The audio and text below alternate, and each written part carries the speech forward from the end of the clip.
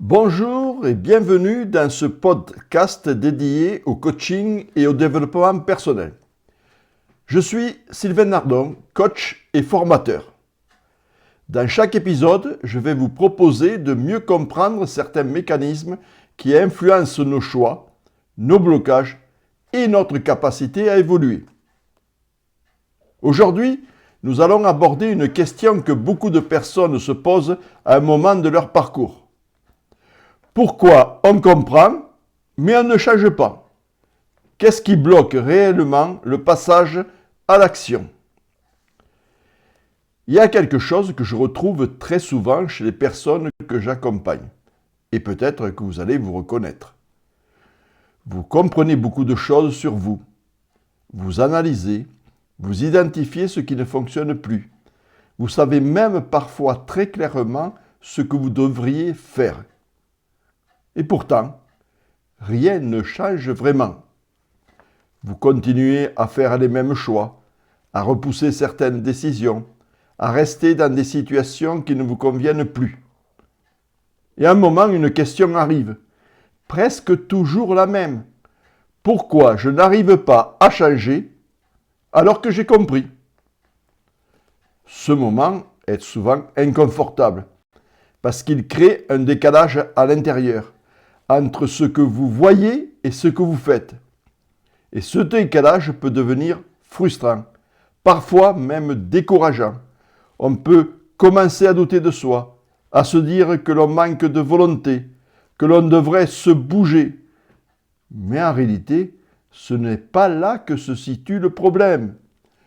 On a souvent cette idée que comprendre suffit, que le moment où tout devient clair est le moment où tout va changer. Mais ça ne fonctionne pas comme ça. Comprendre, c'est un travail du mental. C'est voir, analyser, mettre des mots. Mais changer, c'est autre chose. Changer, ça implique des habitudes, des émotions, des automatismes qui sont parfois installés depuis des années. Et ces éléments-là ne disparaissent pas. C'est simplement parce que l'on a compris. Derrière ce blocage, il y a souvent quelque chose de plus discret. Des peurs parfois diffuses, pas toujours évidentes à identifier. La peur de se tromper, la peur de perdre un équilibre même s'il ne vous convient plus, la peur du regard des autres. Et puis il y a les habitudes, ces façons de penser, de réagir, de faire qu'on le répète depuis longtemps. Elles deviennent presque automatiques.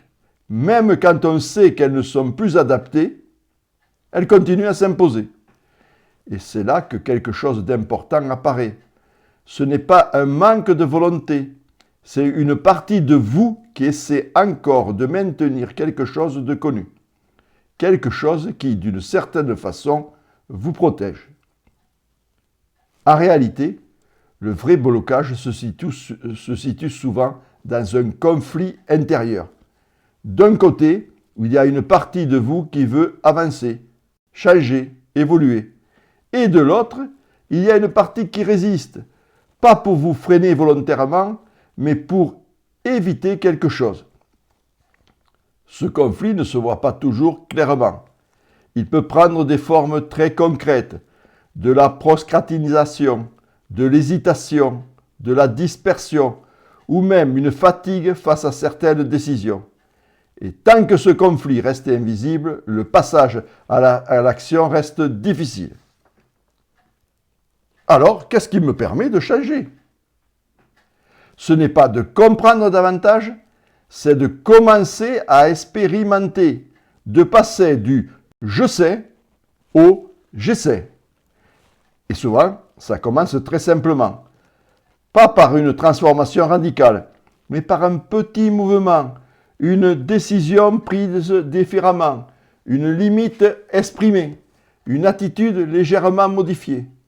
Ce sont ces micro-changements qui créent une dynamique qui rendent le changement concret. Dans mon travail de coaching, je vois souvent des personnes qui ont déjà compris énormément de choses. Elles savent, elles ont analysé, elles ont identifié leurs blocages, mais elles restent à l'arrêt.